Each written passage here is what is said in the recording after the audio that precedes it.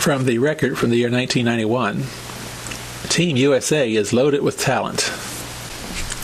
In August, Team USA bowlers will compete in two major events. 4 men and 4 women will travel to Cuba, August 7 through 12, as bowling makes its first appearance as a full medal sport in the Pan American Games.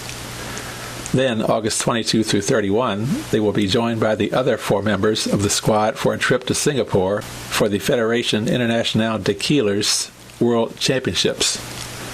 The FIQ Championships are held every 4 years. The United States has dominated the amateur event since its inception more than 30 years ago. Because of its depth, the U.S. team is favored to take more than its share of medals, despite the fact that more than 40 countries will be represented. "We're a better team than in past years," said head coach Fred Borden, "but to say we can take the whole world on and guarantee wins is not a smart approach. The big question is whether to allow pro bowlers in the Olympics and other Olympic-type events. A number of sports allow pros to represent their country. Others are considering it. There's a dilemma in bowling. The only recognized professionals are in the United States, so all the other countries can send their best bowlers into competition, many of whom can compete with the U.S. pros with a little more training and experience." Patty Ann, who won the 1989 AMF World Cup title, said, "I don't think professional athletes should be allowed in the Olympics, period."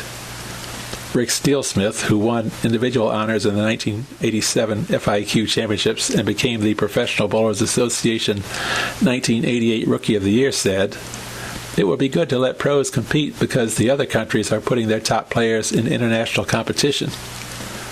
Rules are set by the FIQ, and its legislative committee will meet in Singapore, where there will be discussions on eligibility rules." U.S. 10-Pin Bowling Federation Executive Director Jerry Koenig doesn't see any need to change the rules. "If we were to make a rule that would permit professionals, it would clearly be to the advantage of one country, the United States. Most of the bowling leaders in the world feel the U.S. team already is the strongest in the world, and this would make the gap wider. That doesn't mean we win every time. But we're definitely the strongest," said Koenig. "Right now there isn't much pressure to allow the pros, but foreign countries are taking a more sophisticated approach to the sport, hiring coaches and giving bowlers special considerations in the form of lavish gifts and cash support.